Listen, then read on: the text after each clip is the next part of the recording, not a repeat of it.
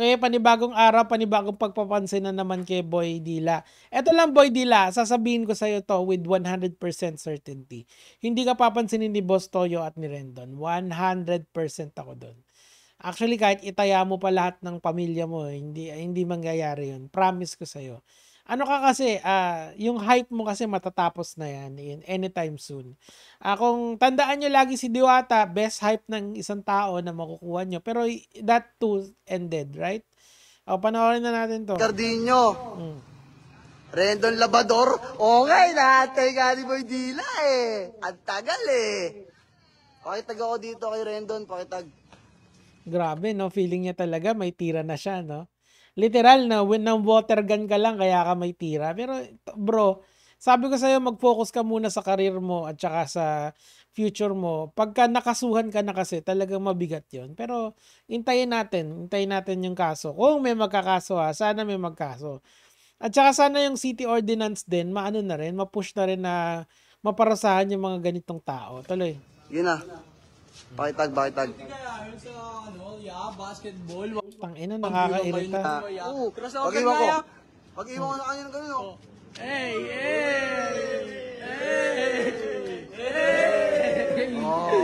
Parang namang hindi nakakatuwa. Huwag nyo kasing suportahan. Kaya kasi yung mga ganitong tao ay dumadami kasi sinusuportahan nyo. So yung bad behavior, nagiging parang highlights nila. Even though there's really nothing special doon. Gagawa ka lang naman ng kalokohan tapos sisikat ka. Or at least magkakaroon ka ng 15 minutes of fame na tinatawag. Not necessarily, not quite the literal sense, pero ang sinasabi lang nun, meron kang temporary hype sa'yo na eventually mawawala din, di ba? And then back to normal ka na. Abang-abang ko. Labanan mo na to, Rendon. Basketball, nakikita ko. Oo, ang biwan. Ano masasabi mo sa motivational race niya, ya? Wala, didilangan ko lang siya. Crossover. Pag ito, sinampigan ni Rendon. Nakita niyo na ba si Rendon? Si Rendon is 6'2". Tapos talagang bato-bato yung katawan niya. Hindi naman siya yung parang mala Chris Bumstead. Hindi ganoon eh. Hindi rin siya parang body weight, yung mga powerlifter.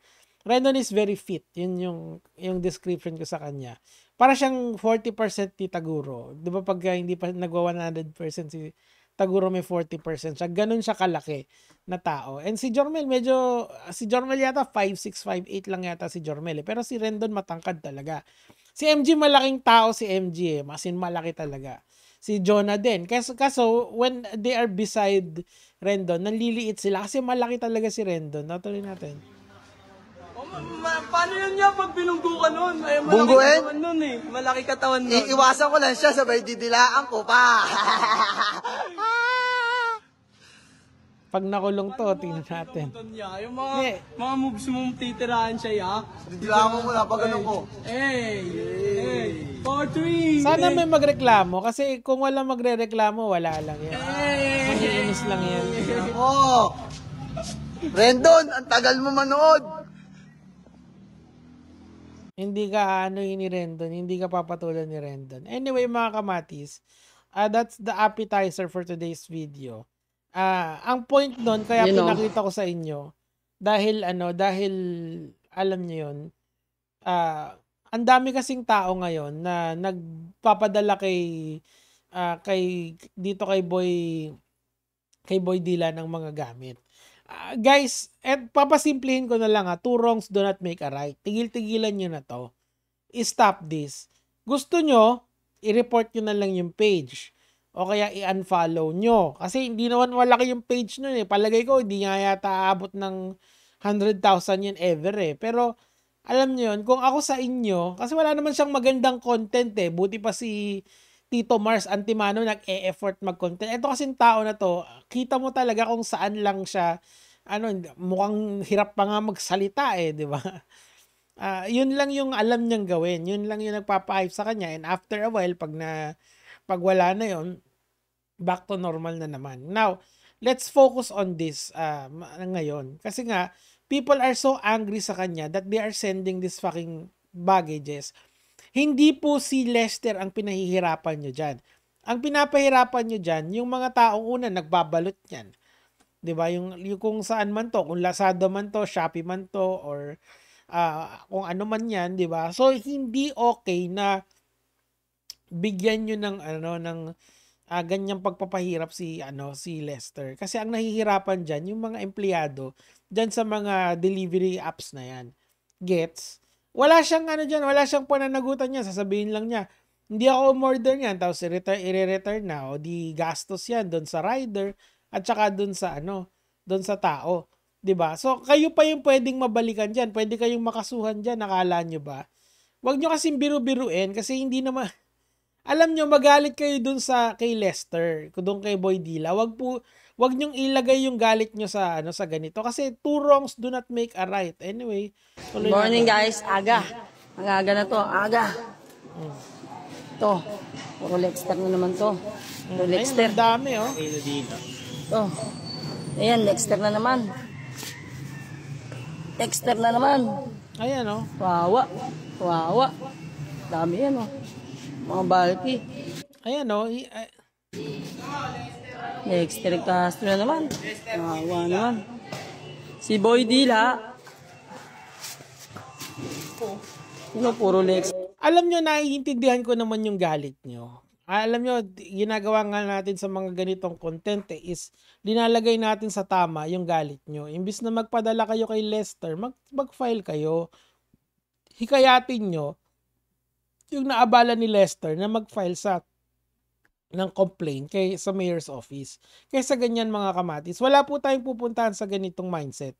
Alam niyo, tuloy natin. Araw-araw ganito. Ba yun? Grabe, dami. Wawa sa inyo. Kailan matapos to? Dami TV, oh. Ayun, kailan matatapos to? Actually, patapos na naman yan kung susundan mo yung trend. Kaso, siguro ngayon marami, tas paunti ng paunti hanggang sa matapos. Pero tulungan natin ma-accelerate yung process na yun. Kung kayo po ay isa dyan sa mga nagpadala dyan, tigil nyo na. Kasi ang pinahihirapan nyo, yung mga tao dyan. Okay? Ilan si Odi lang to, jackpot. Jackpot ka sana, Lexter. Ang dami. Kompleto ka na sa gamit. Kompleto mo na ang gamit mo sa bahay. Mukha naman walang income yun eh. Diyos ko.